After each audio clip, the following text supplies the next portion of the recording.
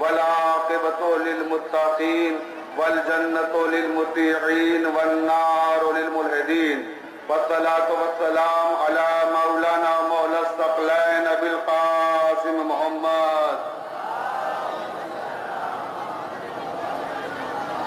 وعليه الطيبين الطاهرين المعصومين المظلومين ولعنة الله على أعدائهم أجمعين من يومنا هذا إلى يوم الدين. أما بعد، قال الله تبارك وتعالى في كتابه المبين: بسم الله الرحمن الرحیم ان الدین عند اللہ الاسلام. عزاداران مظلوم کربلا، مذہب کا تفرقہ ہے نہ مسلک کی لڑائی. مذہب کا تفرقہ ہے نہ مسلک کی لڑائی. مولا کے عزادار سب آپس میں ہے بھائی. یہاں نام کی ہے شرط نہ قصہ ہے نسب کا. یہاں نام کی ہے شرط نہ قصہ ہے نسب کا. ہندو ہو کہ مسلم ہو وہ غمخوار ہے سب کا. یہ ہے شان ادا. الحمدللہ آج یہاں مولا کا سوگ منانے کے لیے مختلف مذاہب و مسالک کے لوگ مجتمع ہوئے ہیں. اور یاد رکھیے کہ آپ جس حسین ابن علی کا سوگ منانے کے لیے یہاں جمع ہوئے ہیں وہ حسین کسی ایک مسلک یا فرقے کی میراث نہیں ہے. وہ حسین کسی ایک مذہب یا دین کی میراث نہیں ہے. حسین میراث ہے انسانیت کی. حسین نے قربانی دی انسانیت کے تحفظ کے لیے.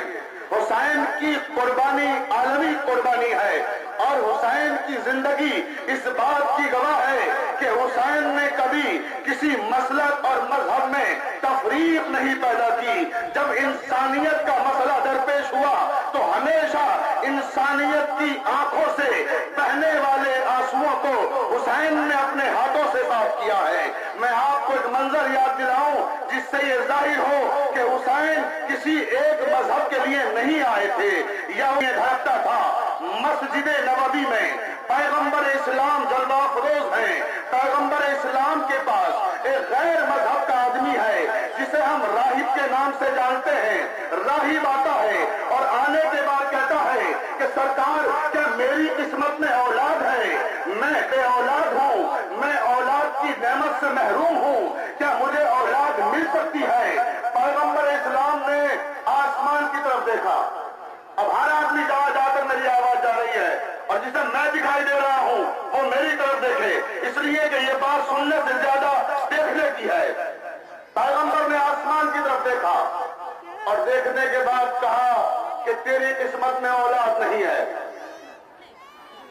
تیری قسمت میں اولاد نہیں ہے. مایوس ہو گیا, پوچھتا ہے یا رسول اللہ کیا میری قسمت میں اولاد نہیں ہے؟ ہاں. پھر آسمان کی طرف دیکھا, تیری قسمت میں اولاد نہیں ہے. پیغمبر نے 3 بار آسمان کی طرف دیکھ کر کہا کہ تیری قسمت میں اولاد نہیں ہے. اب بہت سے کم علم لوگ, دین سے ناواقف لوگ کہتے ہیں کہ نانا اور نواسے میں تضاد ہے. نانا کہہ رہے ہیں اولاد نہیں ہے, نواسا کہہ رہا ہے 1 بیٹا دیا, 2 بیٹے دیے, 3 بیٹے دیے, 7 بیٹے دیے. نانا اور نواسے میں تضاد نہیں ہے. قرآن پڑھو مسلمانوں اور سمجھو کہ جو نانا کہتا ہے وہی نواسا کہتا ہے, جو نواسا کہتا ہے وہی نانا کہتا ہے. مسئلہ یہ تھا کہ نانا نے اپنے علم کا اظہار کیا, کیونکہ راہب جو آیا تھا وہ آسمانی کتابوں کا عالم تھا. وہ یہ جاننا چاہتا تھا کہ یہ عالم الغیب ہے یا نہیں ہے. اگر نبی ہیں تو عالم الغیب ہوں گے. سوال کر کے دیکھ لیا, آسمان کی طرف دیکھ کے بتا دیا کہ تیری قسمت میں اولاد نہیں ہے. حسین چند برس کے ہیں, مسجد کے صحن میں کھیل رہے ہیں, دوڑتے ہوئے آئے, دیکھا راہب رو رہا تھا, آنکھوں میں آنسو تھے, مسلمان نہیں تھا. یاد رکھیے گا میرے سارے بھائی سنیں, جہاں جا کر میری آواز جا رہی ہے, مسجد نبوی میں اولاد کی بھیک مانگنے والا مسلمان نہیں ہے, راہب ہے یہ. اور اس کے بعد جیسے ہی اس نے سنا کہ قسمت میں اولاد نہیں ہے رونے لگا, مایوس ہو گیا. تو حسین سے یہ دیکھا نہیں گیا کہ غیر کی آنکھوں میں بھی آنسو آئے. تڑپ گیا حسین, غیر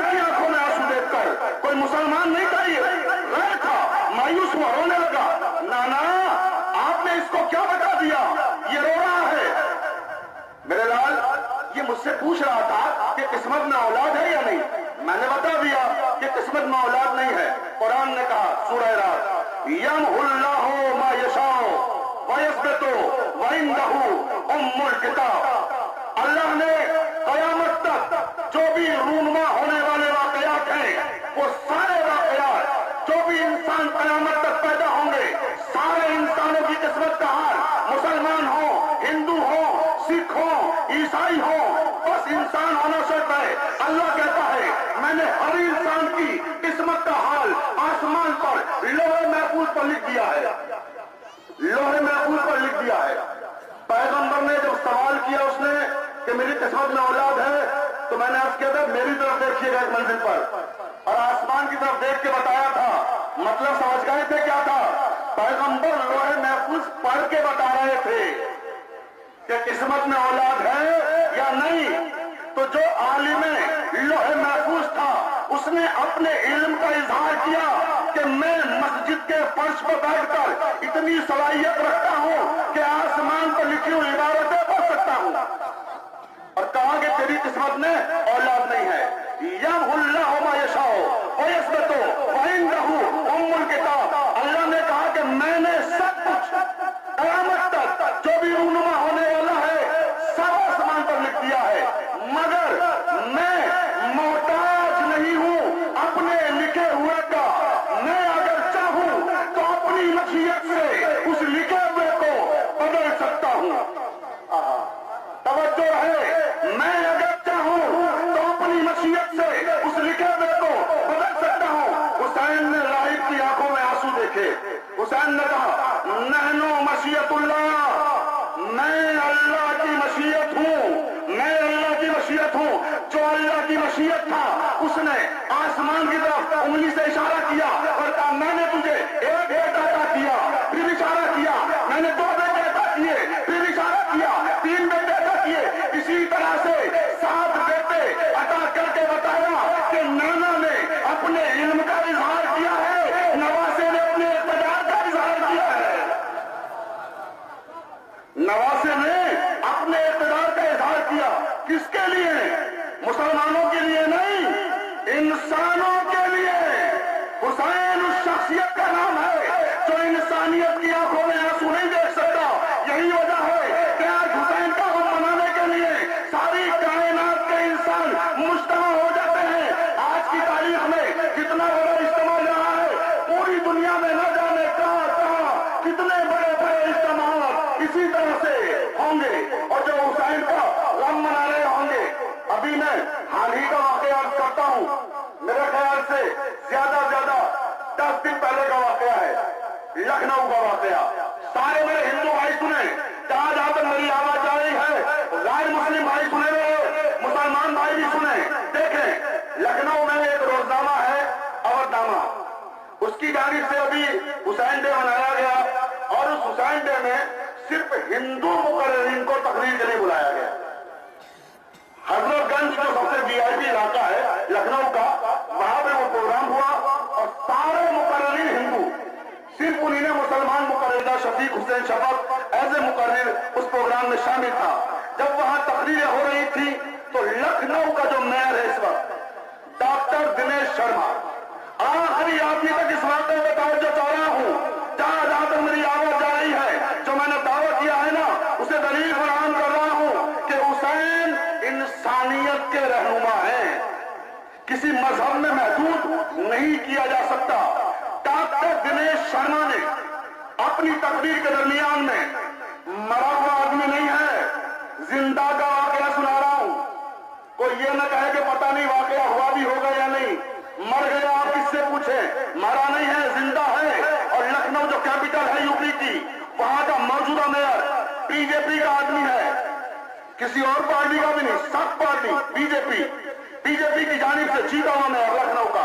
दिनेश शर्मा कहता है कि मेरी माता के यहां मुझसे पहले 7 बच्चे पैदा हुए। कितने बच्चे? 7 बच्चे। 10 दिन पहले का वाकया सुना रहा हूं लखनऊ का। 7 बच्चे पैदा हुए, और 7 बच्चे पैदा होकर 1 साल के अंदर मर गए। जो बच्चा पैदा होता था 1 साल से ज्यादा जीता नहीं था। 1 साल के अंदर कोई 2 महीने का, कोई 4 महीने का, कोई 6 महीने का होकर मर जाता था। 7 बच्चे मेरी मां के पैदा हुए। डॉक्टर दिनेश शर्मा कहते हैं, और उसके बाद जब 7 बच्चे पैदा होकर मर गए तो किसी औरत ने कहा कि अगर तुम चाहती हो कि तुम्हारे बच्चे सलामत रहें तो तुम अब की बार जब इमाम हुसैन का ताजिया उठे, तवज्जो रहे जहां तक मेरी आवाज आ रही है, कदम इमाम हुसैन का ताजिया उठेगा ना 10 मुहर्रम को, तो 10 मुहर्रम को इमाम हुसैन के ताजिए के सामने जाकर दुआ मांगना और फिर मांगना कि है आका हुसैन, मुझे आपके सदके में बेटा चाहिए, आपके सदके में बेटा चाहिए और आप ही उसकी हिफाजत करना। दिनेश शर्मा कहते हैं कि मेरी मां ने 10 मुहर्रम को ताजिए के सामने खड़े होकर करबला ताल कटोरा में ये दुआ मांगी कि आका हुसैन, मैं आपको ये खुसूसी वास्ता देती हूं, आपके बच्चे अली असगर का तो 6 महीने का करबला में शहीद हो गया था, मैं आपको उस बच्चे का वास्ता देती हूं, मुझे उस बच्चे के सदके में एक बेटा अता फरमाइए और मौला कुछ ऐसा कीजिए कि वो जीवित भी रहे, जिंदा भी रहे। लीजिए दुआ मांगी। डॉक्टर दिनेश शर्मा कहते हैं कि दुआ मांगने के बाद 1 साल भी पूरा नहीं होने पाया था, मुहर्रम नहीं आया दोबारा, उससे पहले ही कहते हैं कि मैं पैदा हुआ। यानी डॉक्टर दिनेश शर्मा जो लखनऊ का इस वक्त मेयर है वो पैदा हुआ और उसकी उम्र इस वक्त तकरीबन 50 और 55 साल के दरमियान में है। वो कहता है कि मैं पैदा हुआ और जब मैं पैदा हुआ तो मेरी मां उठाकर मुझे हुसैन इब्न अली के अज़ा खाने में ले गई और अज़ा खाने में ताजिए के सामने रख दिया और कहा कि मौला मैंने आपसे मांगा था और आप ही के सुपुर्द करके जा रही हूं, मौला अब इसे जिंदगी जरूर दे देना, आपके सुपुर्द करके जा रही हूं।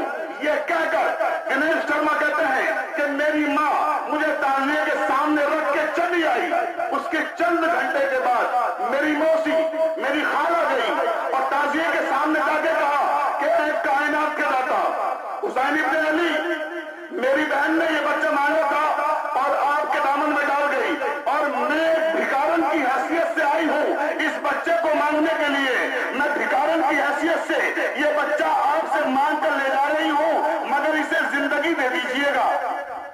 और ये कहकर वहां से ताजिए के सामने से उस बच्चे को उठा लाई। वो बच्चा कामयाब हुआ, बड़ा हुआ, सियासतदान बना और इस वक्त लखनऊ का मेयर है। तो ये है हुसैन इब्न अली की शख्सियत कि हुसैन से मांगने तो आओ, जो हुसैन से मांगता है किसी मजहब का हो, हर मजहब के मांगने वाले को हुसैन देते हैं। ये इत्तेहाद का मदद है आदमी के लिए, दरे हुसैन पे मिलते हैं हर ख्याल के लोग। सलावत पढ़े मोहम्मद वाले मोहम्मद पर।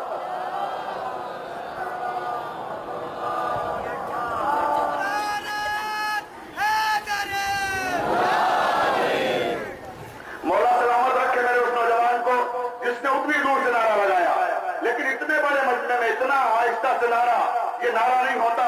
अब मैं यहां से नारा लगाऊंगा और आखिरी आदमी तक जहां तक भी आवाज जाएगी वो लगाएगा नारा और वो नारे का जवाब देगा और यही नारा बख्श इख्तिताम की तकरीर के गोया निशानदही होगा। मैं मसाइल की तरफ आ जाऊंगा, आखिरी आदमी तक जहां तक आवाज जाएगी वो मेरे इस नारे का जवाब देगा। जहां तक भी आवाज आ रही है, नारा तकबीर, दोनों हाथ उठाकर बोलो पूरी ताकत के साथ, नारा तकबीर, नारा रिसालत, नारा रिसालत, नारा हैदरी, नारा हैदरी। मौला तुम्हारे इन हाथों को सलामत रखे पूरी ताकत के साथ, फिर बोलो हुसैनियत।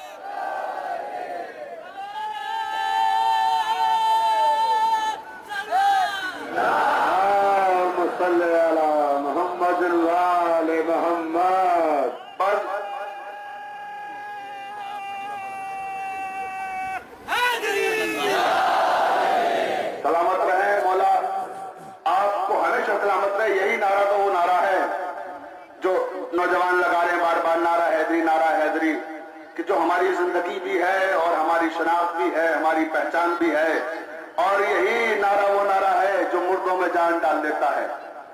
ہمارے اسی سرزمین کے شاعر نے کہا، اسی ساگنی کے شاعر نے کہا، ڈاکٹر برنی نے، جہاں جہاں تک میری آواز جا رہی ہے دیکھیں، ڈاکٹر برنی کہتے ہیں قلندروں کا فقط ایک ہی تو نعرہ ہے۔ توجہ رہے، دیکھیں اسی سرزمین سے اٹھنے والی آواز، ڈاکٹر برنی نے کہا کہ قلندروں کا فقط ایک ہی تو نعرہ ہے، قلندروں کا فقط ایک ہی تو نعرہ ہے، یہ کائنات تمہاری، یہ کائنات تمہاری، علی ہمارا ہے، یہ کائنات تمہاری، علی ہمارا ہے۔ یہ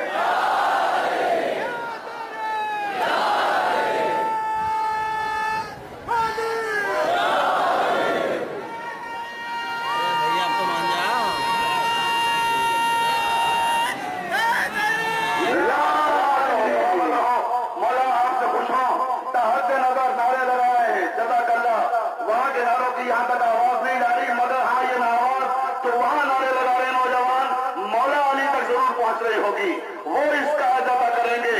تو قلندروں کا فقط ایک ہی تو نعرہ ہے، یہ کائنات تمہاری، علی علی علی علی ہمارا ہے۔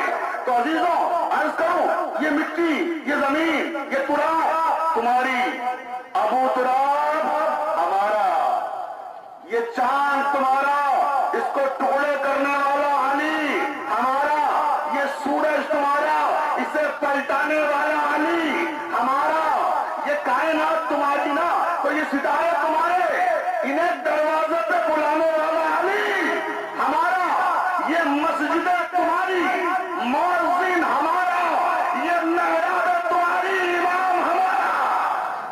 یہ ہے نا قلندروں کا فقط ایک ہی تو نعرہ ہے، یہ کائنات تمہاری، علی ہمارا ہے۔ عزیزوں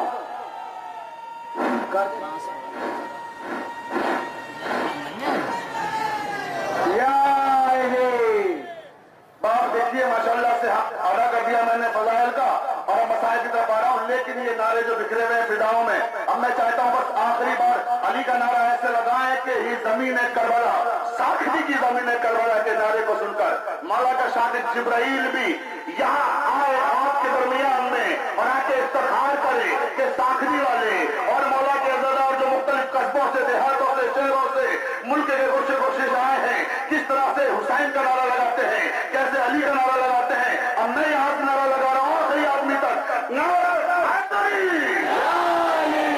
زندہ باد، سلامت رہو۔ بس عزیزوں آج آپ حسین ابن علی کا غم منانے یہاں جمع ہوئے ہیں، اور ہم سے ایام عزا رخصت ہو رہے ہیں، یہ عزا کا آخری دن ہے، جیے تو اگلے برس ہمیں اور یہ غم پھر ہے، جو چل بسے تو یہ اپنا سلام آخر ہے۔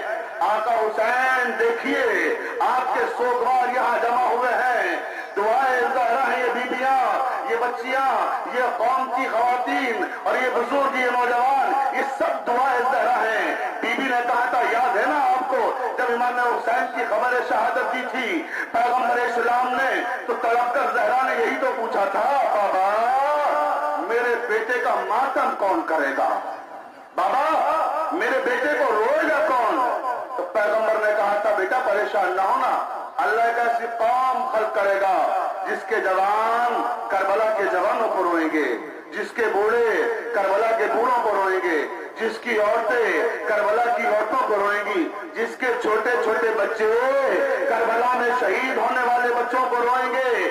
عزادارو، ابھی جو منظر کشی کی جائے گی اس سلسلے کی تعلیم منظر کشی آپ کو یاد ہوگی کہ یہاں آقا ابوالفضل عباس کا علم برآمد کیا جائے گا۔ دوستوں ذرا وہ منظر میں آپ کو دکھاؤں کہ جس وقت کربلا میں شہادت امام حسین پیش کر چکے اور آقا عباس امام حسین کے سامنے کھڑے ہو کے سوال کرتے ہیں کہ آقا اب مجھے بھی میدان میں جانے کی اجازت دے دیجئے۔ تو امام حسین نے کیا کہا تھا آپ کو یاد ہے؟ امام حسین نے فرمایا تھا، عباس میں تمہیں کس طرح سے اجازت دوں؟ دائیں جانب دیکھا لاشیں بچھی ہوئی تھی، بائیں جانب دیکھا لاشیں بچھی ہوئی تھی، ایک بار امام کی طرف دیکھا اور دیکھ کر فرمایا کہ آقا آقا جس لشکر کا میں علمدار تھا وہ لشکر ہی میں جس لشکر کا علمدار تھا وہ لشکر ہی نہیں ہے۔ تو عباس اگر اجازت چاہیے تو پھر عباس پہلے اپنی بہن زینب سے اجازت لے کر آؤ۔ عزیزانو سنو گے، جیسے ہی خیمے میں آئے آقا عباس، آواز آنے لگی کانوں میں، العطش العطش العطش۔ عباس نے کہا سکینہ سکینہ جاؤ پانی کا مشکیزہ لے کر آؤ، چچا تمہارے لیے پانی کی سبیل کریں گے۔ چھوٹی سکینہ 4 برس کی بچی دوڑتی ہوئی گئی، ایک سوکھا مشکیزہ لا کے دیا۔ آپ دیکھ رہے ہیں آقا عباس کا معلوم دارا ہے اور اس میں ایک مشکیزہ بنا ہوا ہے جو اسی مشکیزے کی یاد دلا رہا ہے۔ آج بھی چچا اور بھتیجی کی محبت کا ثبوت دے رہا ہے کہ عالم سے مشکیزہ جدا نہیں ہو سکتا۔ جہاں جہاں عالم ہوگا وہاں وہاں مشکیزہ ہوگا، جہاں جہاں ذکر عباس ہوگا وہاں وہاں ذکر سکینہ ہوگا۔ عزیزانو سکینہ نے لا کے مشکیزہ دیا، آقا عباس نے اسے لیا اور سکینہ کو گودی میں اٹھایا اور گودی میں اٹھا کر امام حسین کے سامنے آئے اور خاموش ہے۔ سکینہ نے سفارش کی، سکینہ کہتی بابا چچا کو جانے دیجئے، چچا کو اجازت دے دیجئے۔ اب میری ماں بہنیں سنے جن کے چھوٹے چھوٹے بچے ہیں، مولا تمہارے بچوں کو سلامت رکھے، تمہاری گودیاں آباد رہیں۔ سکینہ نے جب کہا بابا چچا کو اجازت دے دیجئے تو امام حسین نے سکینہ کی طرف دیکھا اور کہا بیٹا سکینہ اجازت دلانے تو آ رہی ہو، سکینہ سفارش تو کر رہی ہو کہ چچا کو اجازت دی جائے، مگر جب تماچے لگائے جائیں گے، جب تازیانے لگائے جائیں گے بہت ہی آپ کی، مگر چچا آئیں گے نہیں اس وقت۔ چچا کو اجازت دلانے تو آئی ہو۔ عزیزانو لیجیے اجازت ملی اور امام نے علم کو لیا اور علم کو لینے کے بعد اس پر جو آیت لکھی ہوئی تھی نصر من اللہ و فتح قریب، اس کی جگہ دوسری عبارت تحریر کی انا للہ و انا الیہ راجعون۔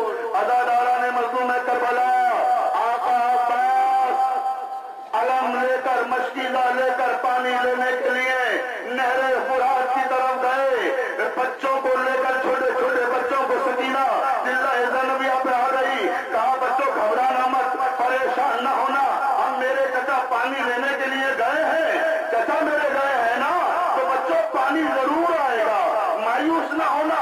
لیکن کیا دیکھا کہ اچانک جب آقا عباس نہر سے باہر نکلے کہ دشمنوں نے گھیر لیا، دشمنوں نے تیر چلانا شروع کیے، تلواریں چلنے لگی، آقا عباس کا بازو منقطع ہوا اور ہم نے جھٹکا لگا، سکینہ گھبرائی بچوں دعا کرو میرے پتا خاصیت سے رہے، پھر اللہ نے جانے چکا سمجھ کے آقا عباس کا دوسرا بازو منقطع ہوا اور ادھر آقا کا بازو منقطع ہوا۔ روایت کہتی ہے کہ آقا نے علم کو اپنے دانتوں میں دبا لیا اور مشکل ہے کہ ایک شکی نے تیر چلایا، بس تیر کا چلنا تھا، تیر مشکیزے میں پیوست ہوا، ادھر عباس کی امیدیں منقطع ہو گئی۔ عزیزانو جیسے ہی مشکیزے سے پانی رہا، روایت کہتی ہے کہ عباس گھوڑے سے نیچے آئے۔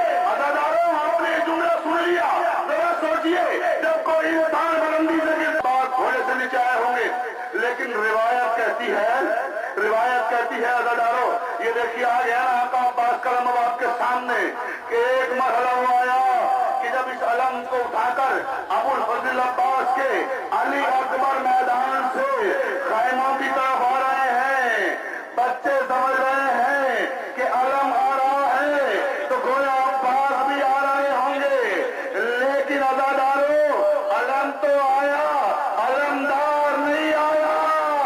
چھوٹے چھوٹے بچوں نے جب علی اکبر کو علم لاتے ہوئے دیکھا، بچے لپٹ کے کہتے ہیں کہ بھیا علی اکبر علمدار کہاں ہے، علمدار کو کہاں چھوڑا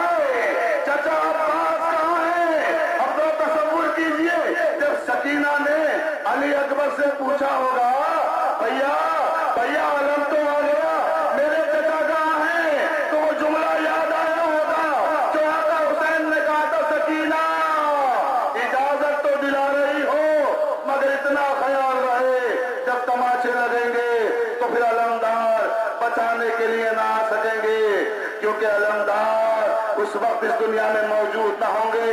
عزادارو لیجئے، ابھی آپ کے سامنے علم حضرت ابوالفضل عباس پیش کیا گیا، اور اب وہ مرحلہ آ رہا ہے کہ جب تبرکات آپ کے سامنے پیش کیے جائیں گے۔ عزادارو، روایت کے فقرے یہ ہیں کہ یزید نے امام زین العابدین کو زندان سے رہا کرنے کے بعد اپنے دربار میں بلایا اور کہا کہ سید سجاد کو کہو کہ یزید نے یاد کیا ہے۔ زندان بان آیا اور کہا کہ سید سجاد، آپ کو یزید نے بلایا ہے۔ اور جیسے ہی جملے سنے زینب تڑپ کے کہتی ہے، سجاد میں تمہیں اکیلا نہیں جانے دوں گی بیٹا میں اکیلا نہیں جانے دوں گی اس طرح سے۔ سجاد کہتے اماں مجھے علم امامت سے معلوم ہے میرا قاتل یزید نہیں ہے، اماں آپ اطمینان رکھیں، مجھے جانے دیجئے، میں دیکھتا ہوں یزید کیا کہتا ہے۔ امام دربار یزید میں آئے۔ روایت کے فقرے یہ ہے کہ یزید نے اشارہ کیا امام کی طرف کہ آئیے میرے پاس، تخت پہ آ کے بیٹھیے۔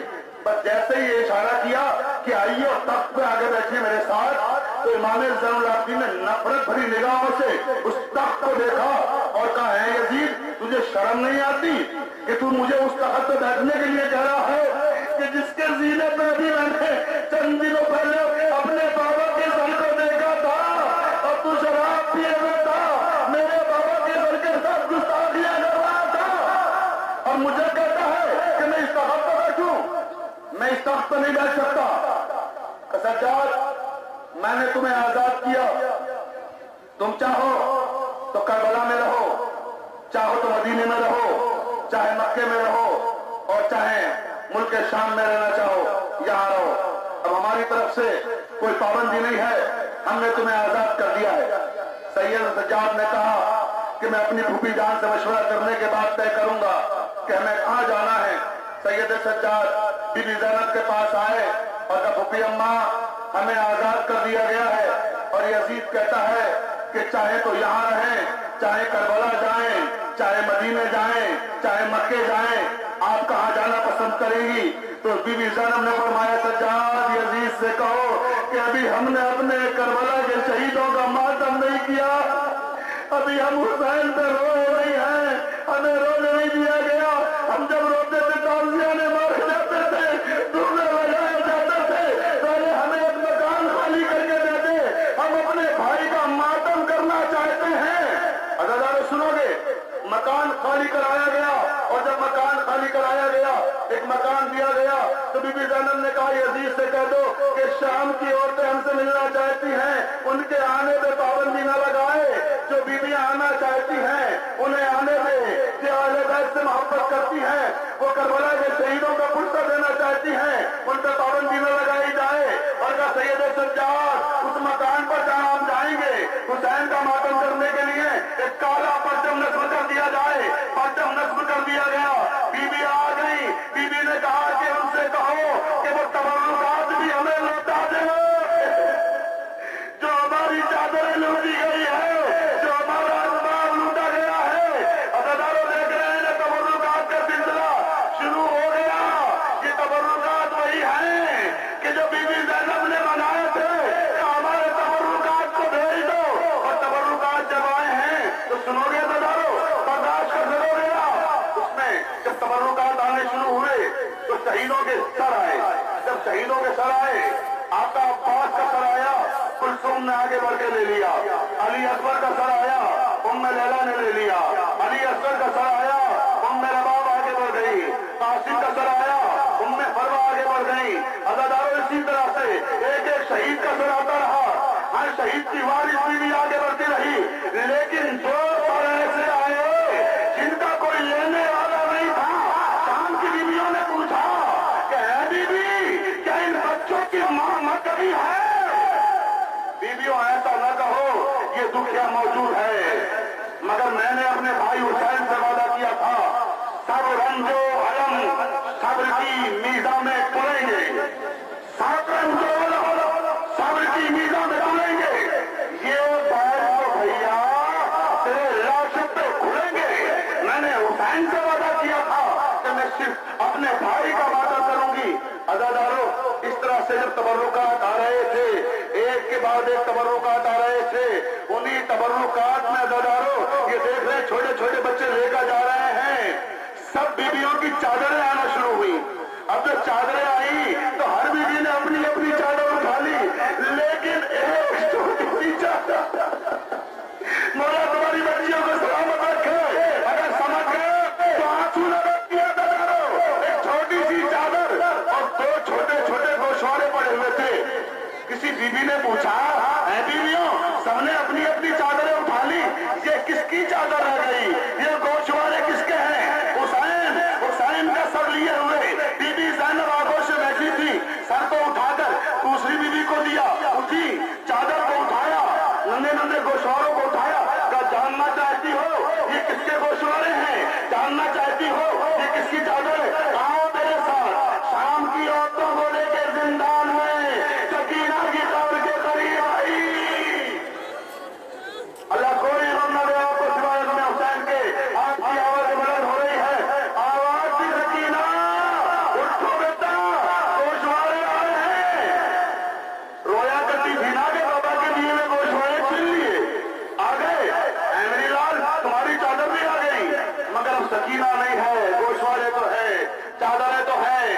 عزاداران مظلوم کربلا اسی طرح سے جب تبرکات آ رہے تھے تو انہی تبرکات میں شہزادہ علی اصغر کا گہوارہ بھی آیا۔ عزاداروں اب یہاں سے میری ماں بہنیں سنیں، میں اپنی ماں بہنوں کی توجہ چاہ رہا ہوں، اللہ کرے آپ کو کبھی اولاد کے جانے کا غم نہ ملے، حسین کے صدقے میں آپ کے بچے سلامت رہیں، علی اصغر کے صدقے میں آپ کی گودیاں آباد رہیں۔ ذرا یاد کرو اس ماں کو، کبھی کبھی جس ماں کا کوئی چھوٹا سا بچہ مر جائے اور وہ جب سوتی ہے تو کبھی گھر میں دیکھا ہے خاندان میں کسی عورت کی کوکھ کو جاتے ہوئے، جب اس کے بچے اس کے سامنے رخصت ہو جائیں تو چھوٹا بچہ جب گزر جاتا ہے تو رات کی تاریکی میں بے خیالی میں ماں اپنا اپنے پیسوں میں لے جاتی ہے اور اس بچے کو تلاش کرتی ہے جو اس کے درمیان سے رخصت ہو چکا ہوتا ہے۔ ذرا سوچو اور ربا کس طرح سے اجڑی، دو بچے پیدا باپ کے، ایک علی اصغر ایک سکینہ، سکینہ زندہ میں شام میں رکھ دی، علی اصغر کو کربلا میں چھوڑ آئی۔ رات کو اٹھتی تھی ہائے اصغر، ہائے اصغر بلاتی تھی۔ عزادارو یہ اسی علی اصغر کا گہوارہ آپ کی نگاہوں کے سامنے آ رہا ہے کہ جس سے ماں نے کہا تھا کہ اے میرے لال اصغر قتل گاہ میں جا تو رہے ہو مگر ماں کے دودھ کی لاج رکھ لینا اصغر، جب تیر چلے تو میرے لال اتنا خیال رکھنا کہ تمہاری زندگی میں آقا حسین زخمی نہ ہو پائے، آقا حسین کو تکلیف نہ پہنچنے پائے، آقا حسین کو زخم نہ آنے پائے۔ جب تیر سے شعبہ چلا اور علی اصغر کی گردن پہ آ کے لگا، بچے نے ہمت کے تیر کو اپنی گردن پہ لیا تھا اور خانے کی طرف ہو کر کے کہا تھا اماں مجھے معاف کر دینا، میں نے کوشش تو پوری کی کہ بابا زخمی نہ ہونے پائے، لیکن اماں میں کیا کرتا، تیر بڑا تھا گلا چھوٹا تھا۔ عزادارو یہ اسی شہزادے کا گہوارہ آ رہا ہے، آپ دیکھ رہے ہیں یہ لٹا ہوا گہوارہ ہے جو یوم عاشور اسباب لوٹا گیا تھا، گہوارہ بھی لوٹ لیا گیا تھا۔ یہ گہوارہ اسی منظر کو پیش کر رہا ہے اور اسی منظر کی ہمیں یاد دلا رہا ہے۔ اب عزاداران مظلوم کربلا ایک اور بڑی سخت منزل آپ کے سامنے آنے والی ہے، مولا آپ کو برداشت کرنے کی طاقت دے۔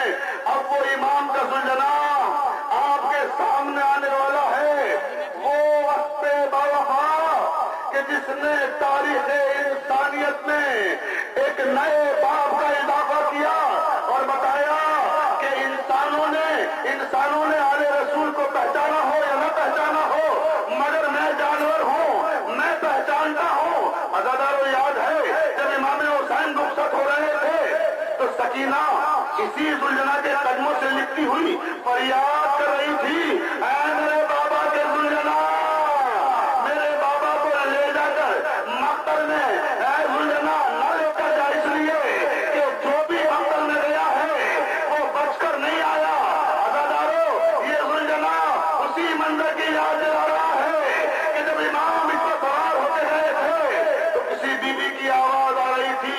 کہیں عرض کربلا میرا بچہ ہے بے گناہ، اے دشت نینا میرا بچہ ہے بے گناہ، اے دہرے بے وفا میرا بچہ ہے بے گناہ، اے نہر ارقما میرا بچہ ہے بے گناہ، گھیرا ہے ظالموں نے میرے نورین کو، اے سلطان تجھ سے لوں گی حسین کو، یہی ذوالجلال تھا جو خبر شہادت لے کر آیا تھا، اور بی بی علی بن گئی تھی فریاد کر گئی تھی، اے رستے برفا حسین کہاں رہ گئے؟ ذوالجلال زبان بے زبانی سے بتا رہا تھا کہ حسین پر کتنے مظالم ڈھائے گئے، کتنے ستم کیے گئے۔ عزاداران مظلوم کربلا یہ آپ نے منظر دیکھے، اور اب آئیے ایک اور منظر کی طرف آپ کی توجہات کو مبذول کرنا ہے۔ اب وہ قیامت سے ایک منظر کہ جو آج کی اس تقریر کا خاصہ ہے وہ مرحلہ آ گیا۔ عزادارو، جب امام وہاں سے آزاد ہوئے زندان شام سے اور یزید نے بھیجا ہے، تو جب امام کو بھیجا تو امام نے پوچھا پھوپھی اماں کہاں جانا چاہتی ہیں؟ تو یاد ہے آپ کو امام نے کیا فرمایا تھا؟ امام سے کہا تھا کہ اے سید سجاد، پہلے ہم بھائی کا ماتم کریں گے اور اس کے بعد کربلا چلیں گے، اس کے بعد کربلا چلیں گے، اور کربلا کے بعد بھی فرمایا تھا کہ ہم مدینے جائیں گے۔ تو عزاداران مظلوم کربلا، پہلے وہی منظر میں آپ کی خدمت میں پیش کرنے جا رہا ہوں۔ مدینے کا جو منظر ہے، کیونکہ جو ترتیب دی گئی ہے اس کے حساب سے اسی طرح سے ہے کہ جب یہ قافلہ مدینے پہنچا ہے تو مدینے جب پہنچا تو امام نے حکم دیا کہ سرحد پہ روک دیا جائے، سرحد پہ روک دیا گیا، اور جب روکا گیا تو امام نے بشیر کو بلایا اور بشیر سے بلا کے پوچھا کہ بشیر، تمہارے باپ شاعری کرتے تھے، کیا تم بھی شعر کہہ لیتے ہو؟ تو بشیر نے کہا کہ ہاں آقا میں بھی شعر کہہ لیتا ہوں، حکم فرمائیں۔ تو بشیر جاؤ، جا کر ہمارے آنے کی سنانی سناؤ مدینے والوں کو، اور بتا دو کہ 28ویں رجب کو جو قافلہ یہاں سے گیا تھا وہ اجڑ کر آ گیا ہے، وہ برباد ہو گیا ہے، وہ لٹ کر آ گئے، زہرا کا بھرا گھر اجڑ گیا۔ عزادارو، بشیر مدینے کے لیے نکلتا ہے اور مدینے کی گلیوں میں پہنچتا ہے، اور پہنچنے کے بعد امام کی سنانی سناتا ہے کہ اے مدینے والوں، یہ مدینہ رہنے کے قابل نہیں رہا۔ ارے بھاگ کے آواز اللہ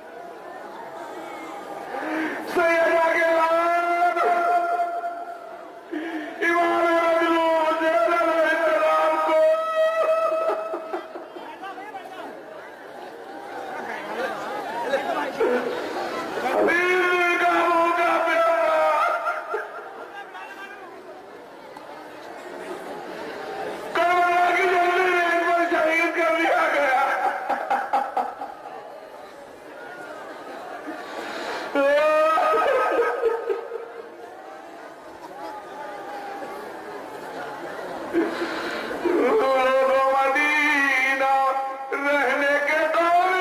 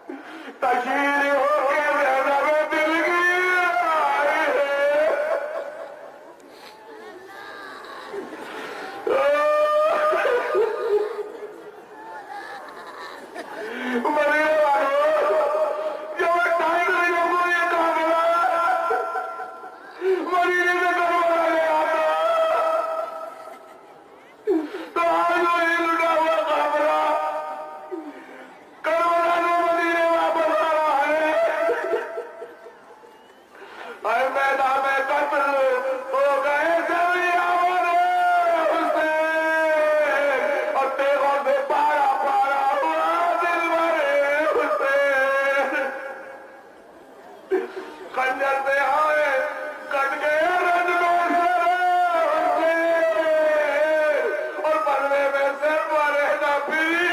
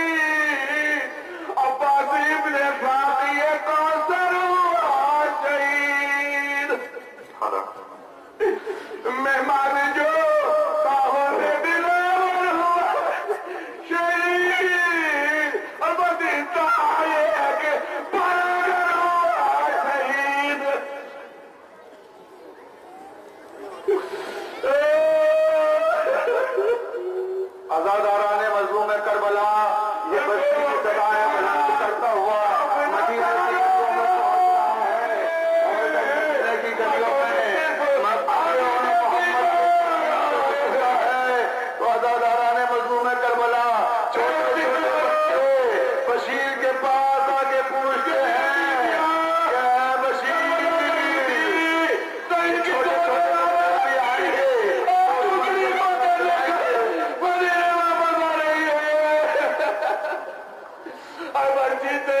चीने पे बर्ची मार के अकबर को न छोड़ा गर्दन पे तीर मार के असगर को न छोड़ा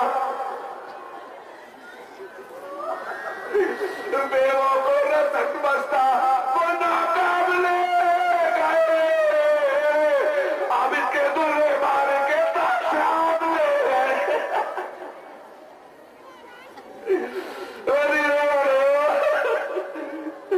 अभी मदीना रहने के काबिल नहीं रहा हुसैन का लुटा हुआ काफिला करबला से